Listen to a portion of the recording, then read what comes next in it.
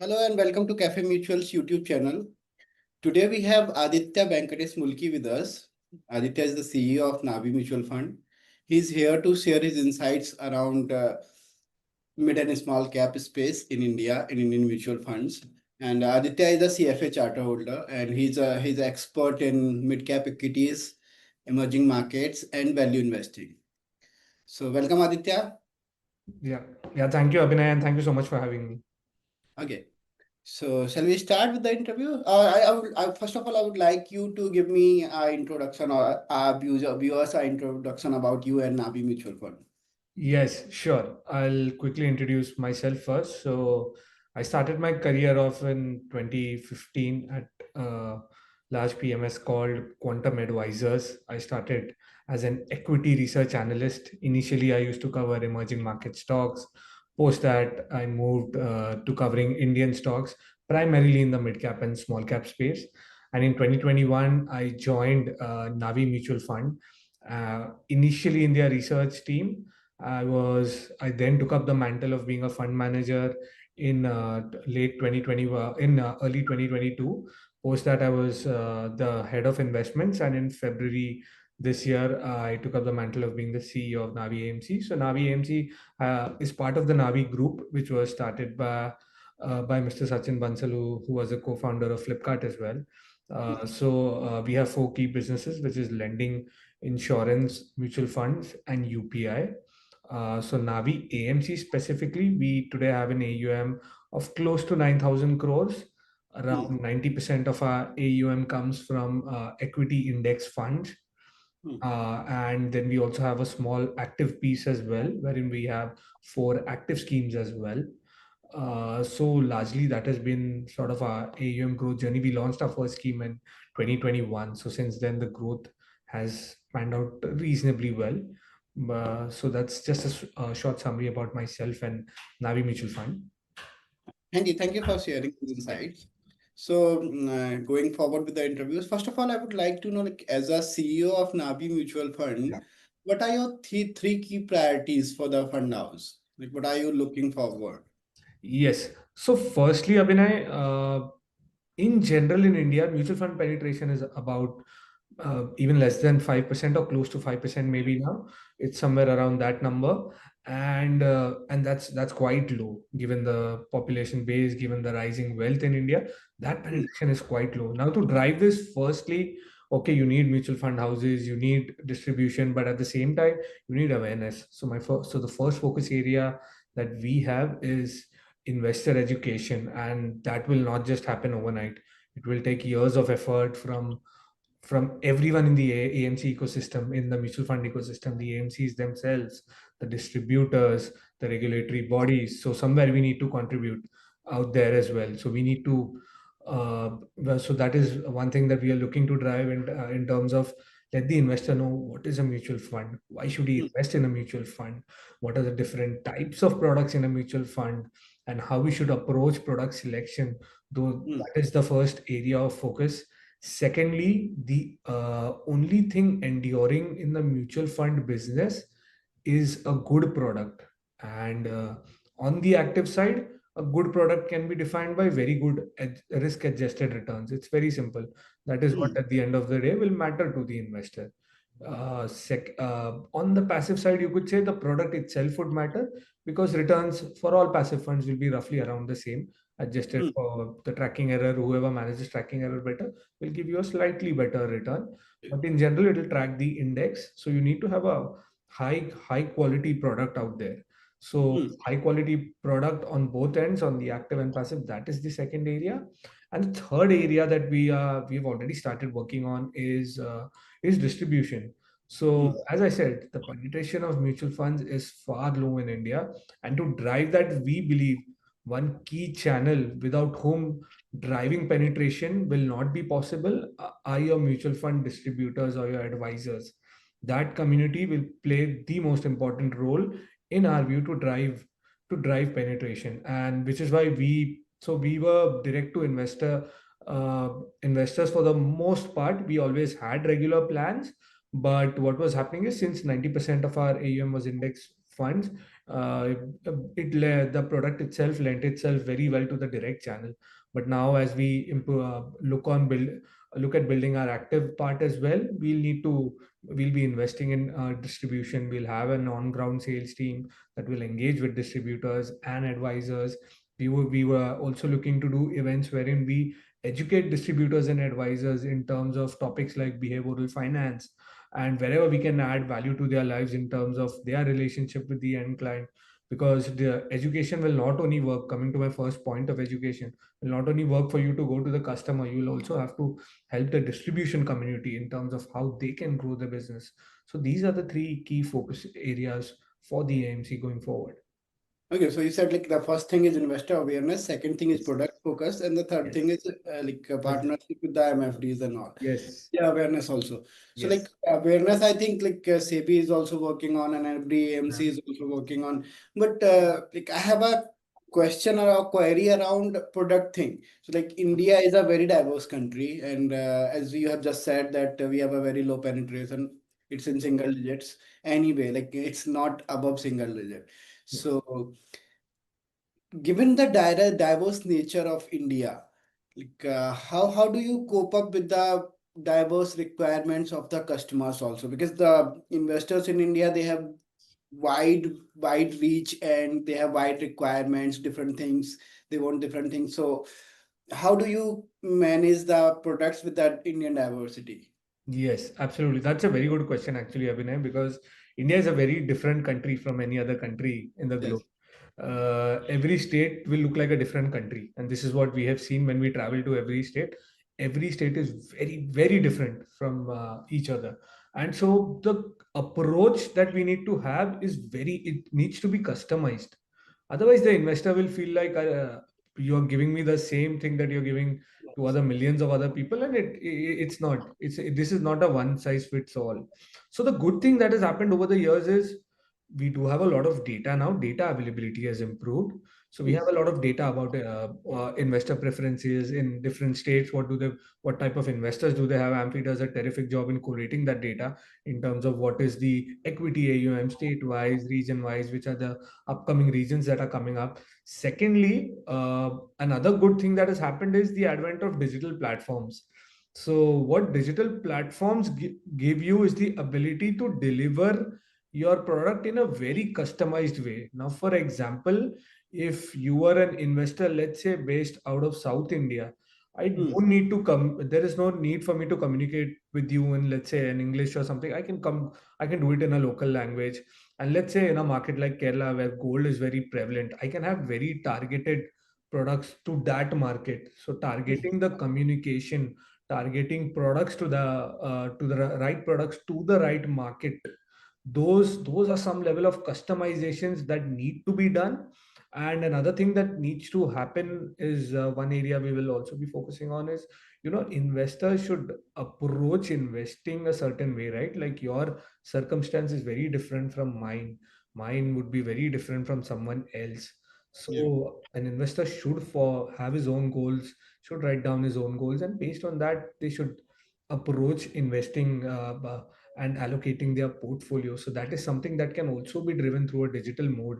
Since you know where the investor is from, what is his age, you have some level of basic data wherein you can then go in and deliver the right products. So you will know that there are certain investors in certain age brackets. So maybe this product X and Y makes sense because a lot of investors are coming up in a certain age bracket and they do have high risk appetite. So all of those customizations can be done. But you're right, and as I said, this will again come down to having the correct relationships with the distribution community, because they are your last mile distributors.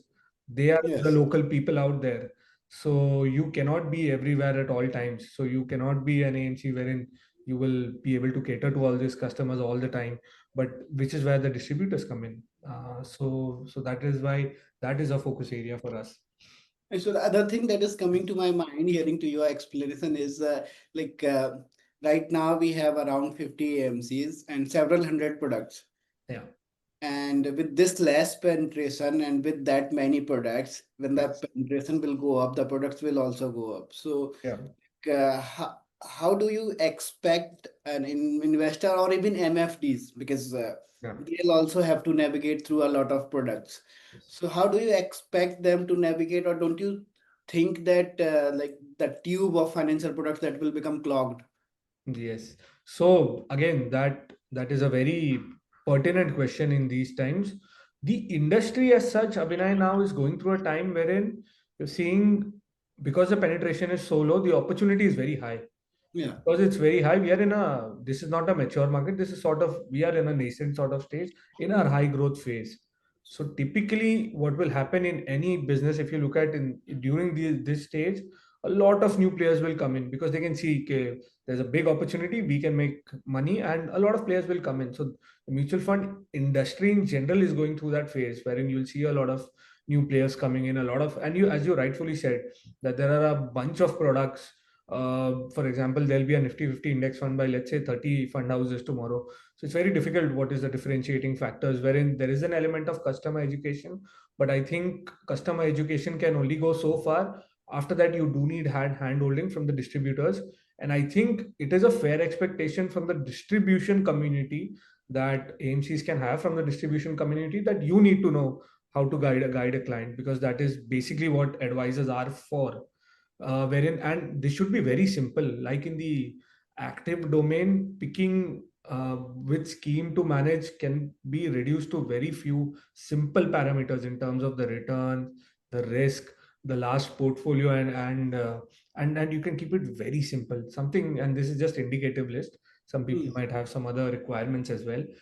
Secondly, in the in the passive front also, you can keep it very simple. Like passive can be gauged based on your tracking difference, your tracking error, because that will tell you how strong the processes of that AMC are, and how much attention they are giving to your, to the money that you have invested, that they are able to keep these low. Because if they can't keep this low, that means they're not even focusing on it, and they're not giving your money enough attention. Then the third thing that is also important is servicing, in terms of if a client has an issue, how quickly is the AMC able to solve that. So these are few things that need to be done, but largely, in my mind, education will help to an extent, but it then comes on to the distributor community to handhold, which is why the sessions also that we like to do and we are starting to do with distributors does not focus on just brand building for the AMC. That is not the objective. The objective is to help them understand what are the different products, how has the distribution channel evolved in global markets, and what should the distributor community be ready for going forward, because then they can guide their clients better.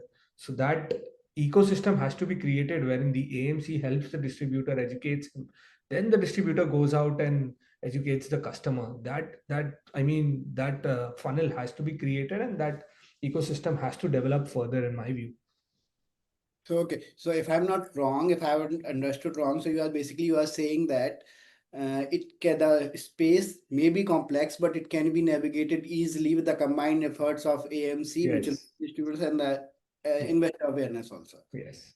Yeah, okay, great, great. That makes a lot of sense.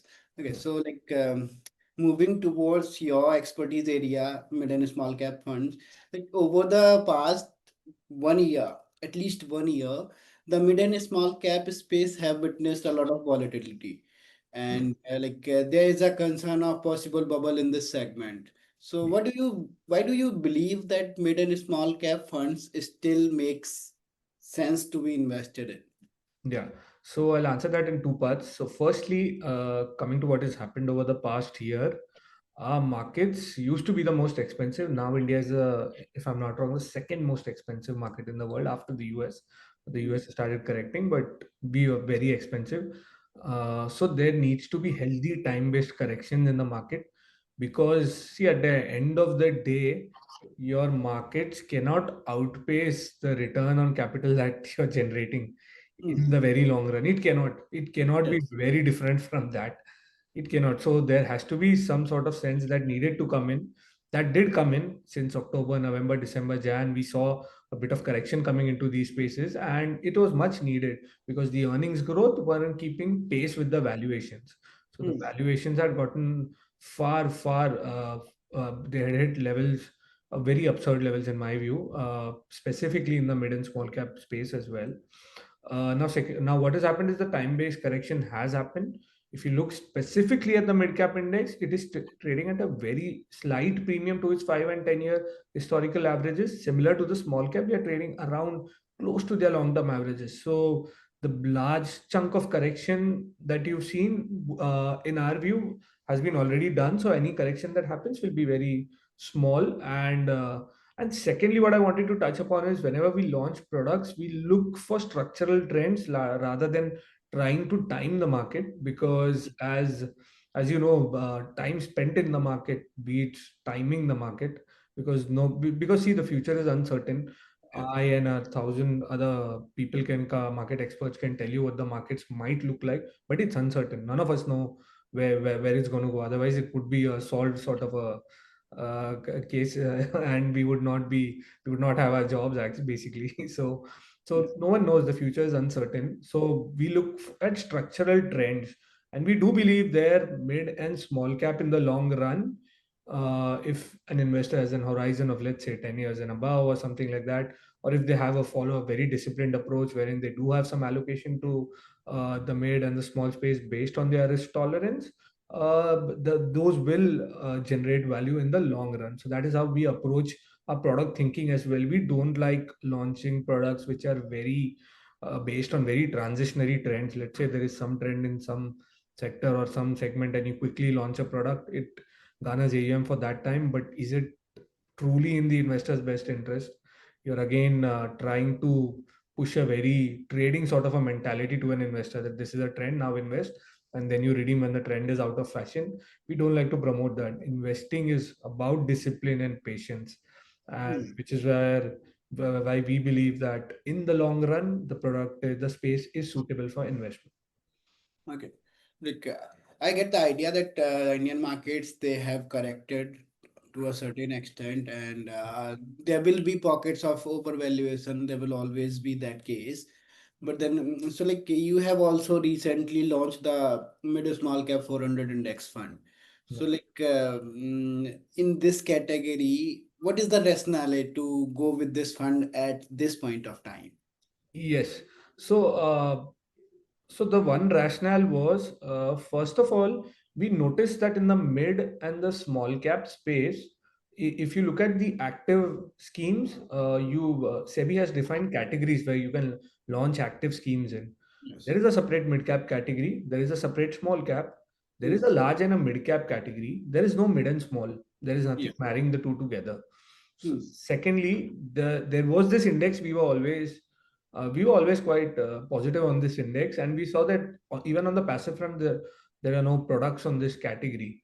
And then, even we try and reach out to investors, try to figure out what are we lacking in, and what are some products. And then we did figure out that there is a cohort of investors who do not want to take the headache of selecting among active managers in the mid and small space.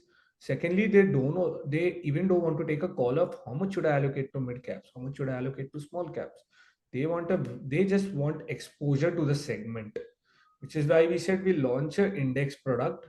Now, having a passive structure will have its own benefits in terms of, if in a passive fund, the index provider, which in this case is NSE, they do have liquidity criteria for selecting these stocks in the index. Hmm. Secondly, because it is market cap weighted, any change in market cap daily gets reflected in the weights of the stock. Hmm.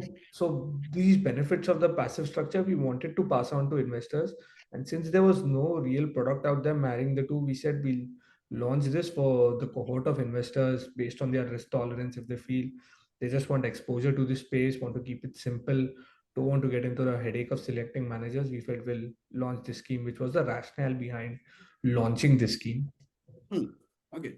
So going forward to the next questions, like uh, as a fund house, you have been there for over 4 years now. Yeah.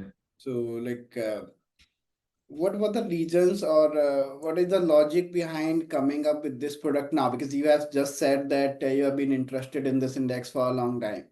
Yeah. So what were the things that changed, or was there anything, or what was the actual reason? Yeah, so our product team at Navi also, they have a planned pipeline for the year typically. We Hmm. like this index, and as you rightfully pointed out, we could have probably also done it a year back, but there were other products also in the pipeline. Hmm. So how we looked at it was we have a Nifty 50 index fund, have a Next 50, we have a mid cap 150, and then we what we wanted to do is complete the basket, launch a so we did a factor based small cap, then we did a multi cap.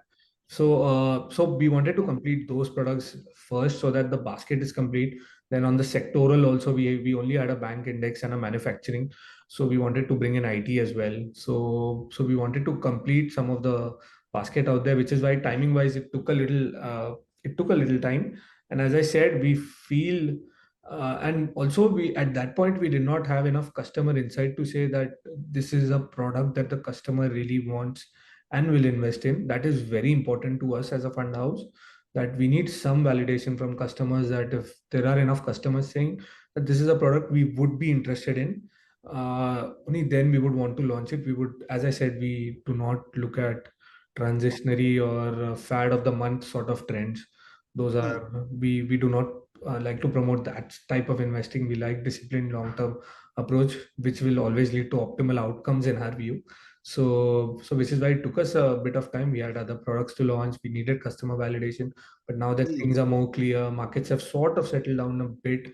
There is still a bit of geopolitical risk and all of that going on, but over time we feel that will evolve, and so we thought this is the right time to launch this product. So yeah.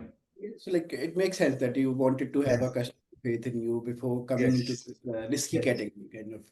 So like on that point on the riskiness of it, like we all know that mid and small cap funds are Yeah. among the one of the among riskiest equity categories.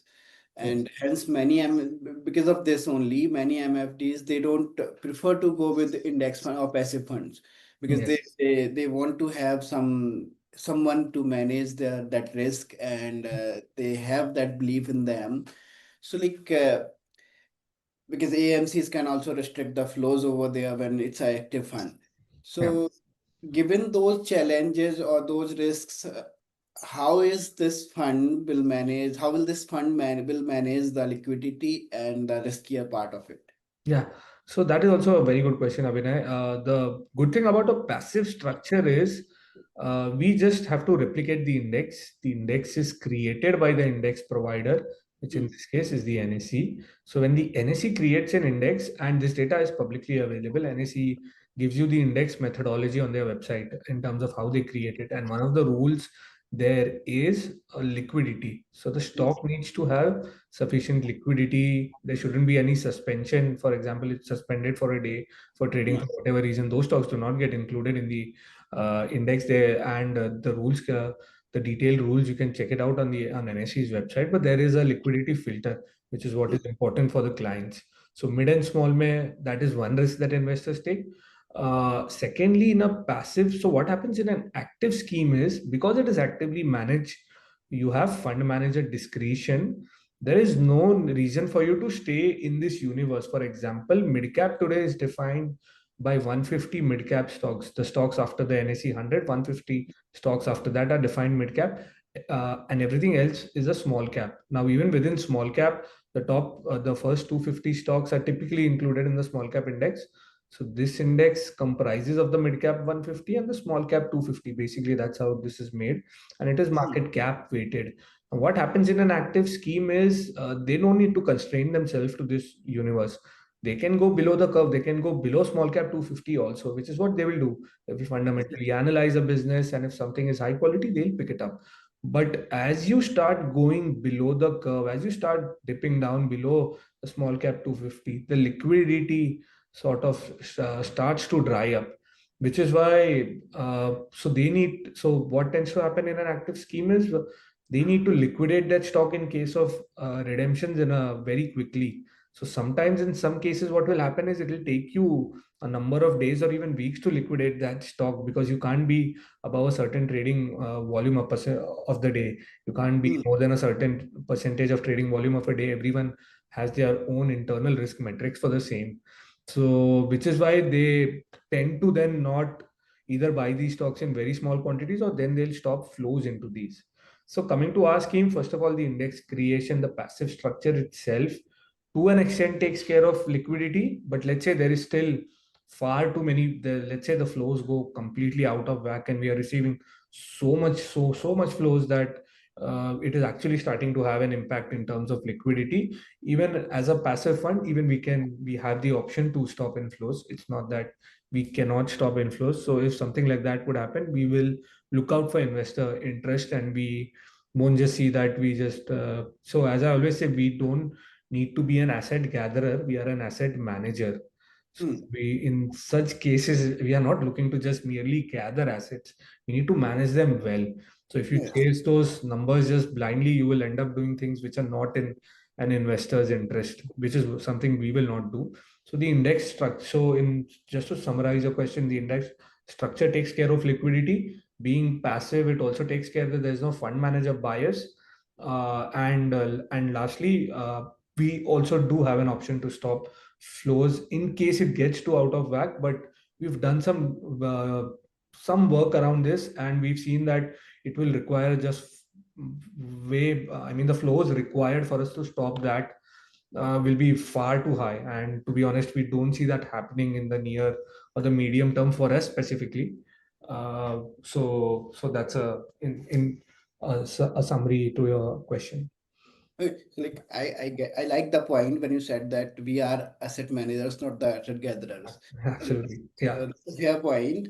Yeah. But when we talk about mid and small cap Hmm. space, so like there is liquidity, there is illiquidity, there is volatility, and the investors, like I assume that the investors who are coming there, they are knowing their risks and they are coming there for those um, what should I say, exceptional gains, which Yeah. these spaces can provide.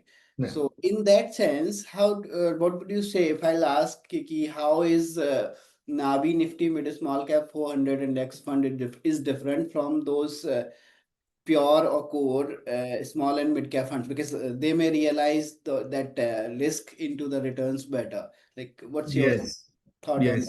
yes. You're right, Abhinay, in that sense. So the good thing about this is, for example, let's say I'm an investor today.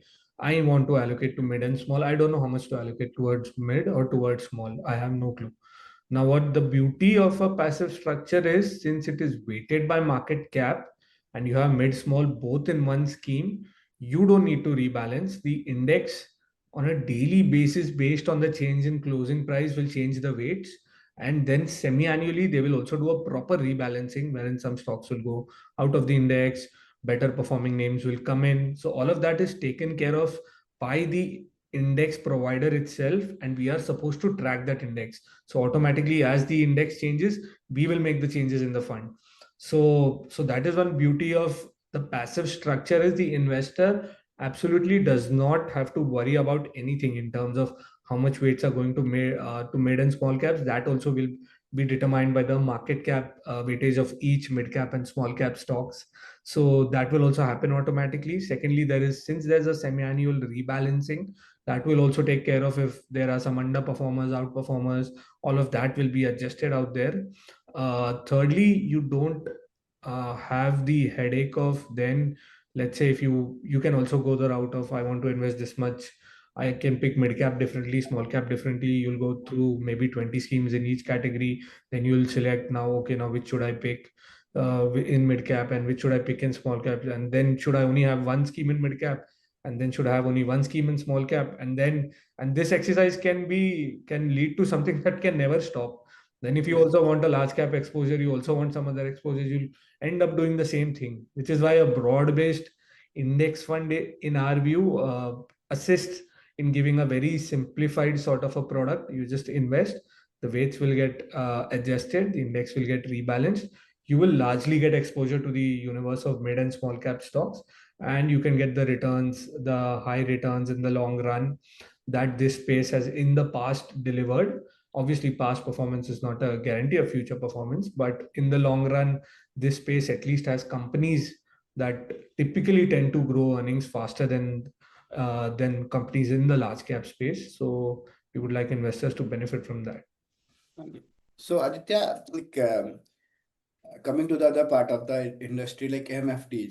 So we at Cafe Mutual, we usually like focus on catering to the MFD community only. Yeah. So, and and it's an important relationship between AMCs and MFDs. Yes. So when the MFDs decide to go with certain product, Yes. and about Navi Mutual Fund, why do you think the MFDs should consider Navi Mutual Fund, and how are they likely to be benefited with this partnership? Yes. So, as I said, even in the first question that you asked about the three things that we are focusing on as an AMC, the one thing that I said was distribution. We are now building a on the ground sales team, and what we've started doing is we've started organizing webinars and events with distributors, wherein the objective of that is not, as I said, not brand building for us.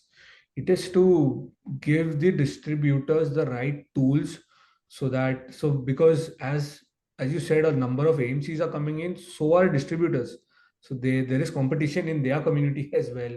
So Yes. even they need to acquire customers. Even they are competing, and we need to equip them with enough tools as an AMC in terms of knowledge sharing, and all the sessions that we tend to do, Abhinay, are based on based on topics that will add value to the distributor. As I said, behavioral biases in investing is one topic that we like to keep sharing with distribute the distribution community, because behavioral biases, we believe, is something that not a lot of distributors bake in when they talk to their customers today.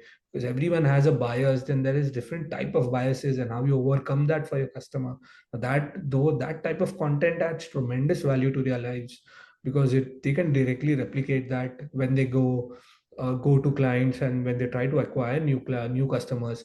Secondly, we also, going forward, we would also be engaging much more even on the webinar sort of a form, which is very easy because you can have a very big audience. You don't have to go be at 10 different places to do it from one place itself. You can literally do multiple webinars a day. So we will be doing that as well, and the topics covered would be similar. We would like to show the mutual fund distributors in terms of how is this industry evolved in the West, in a much more developed market, and what are the evolutionary trends that they should be ready for going forward. Their business has to be future proof, and as I said, there's a complete ecosystem. So our objective of the message that we would like to give to the distributor communities, anything and everything we'll do will be with the objective to build this ecosystem and add value to their lives and just help the distributor, and rather than the other way around, wherein we are trying to be very pushy and asking them to just push Navi products. And if they believe after those sessions that we have added some value and something, then they can obviously go ahead and sell our products. We don't want to be, and obviously even there our message is, please sell the right products to the right customers. Don't be like, I need to just push Navi blindly. That is not our objective here. If the customer's risk appetite, risk tolerance, if products suit his risk tolerance, his sort of return requirements, please then go ahead and recommend. But if there are some other product out there that fits the bill better, please go ahead with that as well. We are customer first, and we nothing should impact customer interest in our view.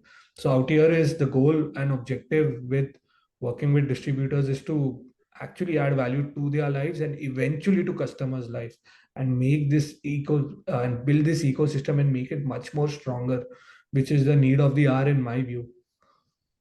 Okay, so that's a valid appeal to the Yeah. MFD community, and but then my concern is like we talked about behavioral bias, Yes. and including the investors, even the MFDs. Yes. Sometimes what we do is we just go back to the previous performances of the funds, Yes. 3 years, 5 years, and then decide to invest or decide to recommend if we talk about MFDs. Yes. So when that is the case, like, and this fund is a new fund, so it won't have any track record or anything. Yes. So why should the MFDs recommend it? Like, what is the unique thing that the MFDs can use to make their investors or clients Hmm. invest in this fund category? Yes. So, as you rightfully said, fund track record does matter out Hmm. here. But the very good thing is, since No, because I asked this because there are a lot of funds with very good absolutely, track record. Yeah. absolutely, and you're absolutely right. Now, the good thing with the passive structure is two things. One is because it is based on an index, you have index data for even 5 years. So we will basically be replicating that returns with a very small difference. So those returns, that is your track record basically for an index fund. So you can see how that is done. Secondly, what tends to happen in the active domain is in active domain, picking the right fund manager does matter because the performance can differ. So there are 2 or 3 years, one scheme will be in the top quartile, and then after 2 or 3 years, something else comes up. So then it becomes very difficult to know when to bet where. Now here, because you also have a 5 year history, you can check how this scheme has done relative to other active funds, and this, since this is tracking the index, you will at least get index like returns adjusted for the tracking error and the expense ratio. You'll get those returns at least. So this is not a case wherein you're dependent on any fund manager or picking the right fund manager, picking the right investment philosophy. This is nothing like that. And for track record, you do have the index data, so we'll basically be tracking that itself. So you can go back 5 years, you can go back. So NSE has that data on their website. 3 years, you can check the index. There's index returns, there's standard deviation, there's beta, there's all of that data available on their website. Okay. Thank you, Aditya. That's all from my side. And thank you very much for those explanations and Yeah. to give the insights on on this section of the industry. Thank you for that. Yeah. It was really helpful, and it's nice talking to you. Yeah. Thank you so much, Abhinay. Thank you for having me. Have a nice day. Okay. Bye. Bye.